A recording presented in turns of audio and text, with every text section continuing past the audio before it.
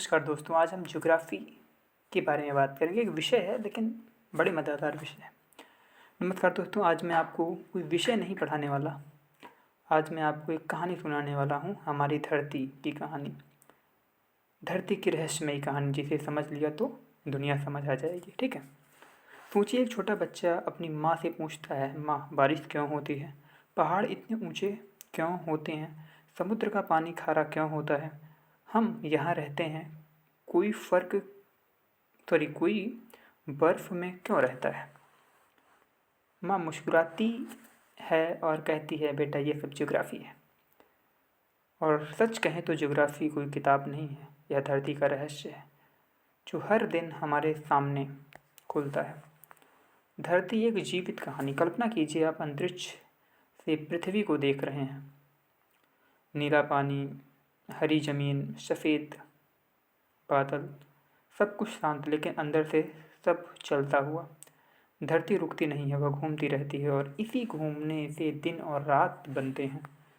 जहाँ सूरज की रोशनी पड़ती है वहाँ दिन होता है, जहाँ नहीं पड़ती वहाँ रात होती है। एक छोटा बच्चा अगर इसे समझ ले तो वह जान जाता है कि वह एक चलती हुई दुनिया में जी रहा है। यही ज्योग्राफी है, चलती हुई धरती को समझना। बारिश आसमान का रहस्य। कभी खिड़की से बाहर बैठकर बारिश देखी है? पानी आसमान से गिरता है, लेकिन आता कहाँ से है? समुद्र से। सूरज की गर्मी से पानी भाप बनता है, भाप बादल बनती है, बादल पहाड़ों से टकराते हैं और फिर बारिश। यह एक चक्र है। पानी ऊपर जाता है, फिर नीचे आता है और इसी से जीवन चलता है। किसान खुश होता है, नदी बहती है, पेड़ हरे हो जाते हैं। एक बच्चे को अगर ये कहानी समझ में आ जाए तो वह ज्योग्राफी से प्यार करने लगता है। पहाड़, धरती की प्रहरी। पहाड़ सिर्फ पत्थर नहीं, ये धरती के प्रहरी हैं।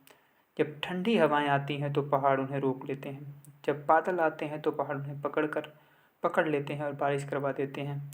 इसी से नदियाँ जन्म लेती हैं। सोचिए, अगर पहाड़ ना होते तो नदियाँ भी नहीं होती और शायद जीवन भी नहीं। ज्योग्राफी हमें बताती है, धरती का हर हिस्सा एक जिम्मेदारी निभा रहा है। खेत, मिट्टी की कहानी। एक बच्चा खेत में जाता है, देखता है कहीं गेहूँ, कहीं चावल, कहीं आम के बाग। वह पूछता है, सब जगह एक जैसा क्यों नहीं उगता? क्योंकि हर मिट्टी अलग है, हर जगह का पानी अलग है, हर जगह का मौसम अलग है। यही तय करता है कि कौन सी जगह क्या उगाएगी, यानी किस जगह पर क्या उगेगा, ये वहाँ की ज्योग्राफी तय करती है। ज्योग्राफी हमें सिखाती है, धरती हर जगह एक जैसी नहीं है और यही उसकी खूबसूरती है। शहर नदी की गोद में क्यों बसते हैं?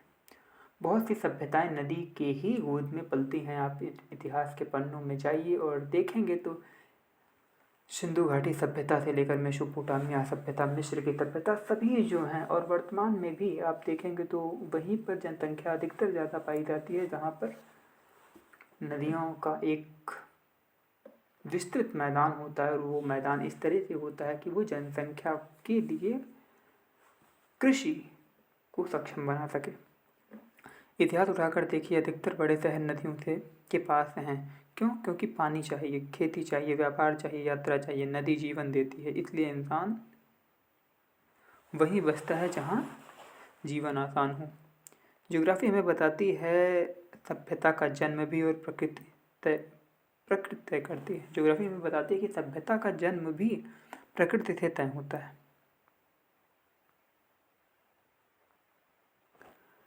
गर्मी, ठंड और रेगिस्तान, प्रकृति का संतुलन। एक बच्चा राजस्थान जाता है, बहुत गर्मी, फिर कश्मीर जाता है, बहुत ठंड। वह पूछता है, धरती ऐसा क्यों करती है? क्योंकि हर जगह सूरज की रोशनी अलग पड़ती है, ऊंचाई अलग होती है, हवा अलग होती है। धरती एक संतुलन बनाए रखती है। ज्योग्राफी हमें यह संतुलन समझना सिखाती है। ज्योग्राफी हमें बदलती कैसे है? प्रश्न बड़ा अच्छा है, समझने की कोशिश करते हैं। जब इंसान ज्योग्राफी समझता है, वह पेड़ काटने से पहले सोचता है, पानी बर्बाद करने से पहले रुकता है, किसी जगह बसने से पहले उसका स्वभाव समझता है, आपदा आने से पहले सावधान रहता है। ज्योग्राफी पढ़ना मतलब धरती से रिश्ता बनाना।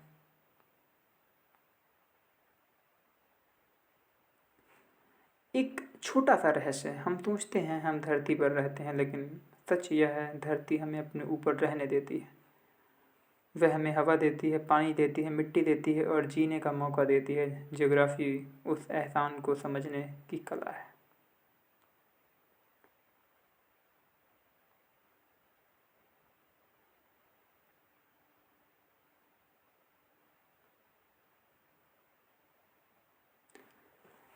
अंततः धरती से जुड़ने की पुकार। दोस्तों, ज्योग्राफी कोई विषय नहीं है, यह हमारी पहचान है। हम कहाँ रहते हैं, क्यों रहते हैं, कैसे रहते हैं, हमारा रंग क्या है, हमारी खान पान क्या है ना, हमारी शारीरिक बनावट क्या, ये सब कुछ ज्योग्राफी पे डिपेंड करता है। यह सब ज्योग्राफी बताती है। और ज्योग्राफी समझ गया, जो ज्योग्राफी समझ गया वह सिर्फ नक्शा नहीं समझता, वह जीवन समझता है, प्रकृति समझता है और खुद को भी समझने लगता है। और शायद धरती भी उसी इंसान को सबसे ज़्यादा पसंद करती है जो उसे समझने की कोशिश करता है। धन्यवाद।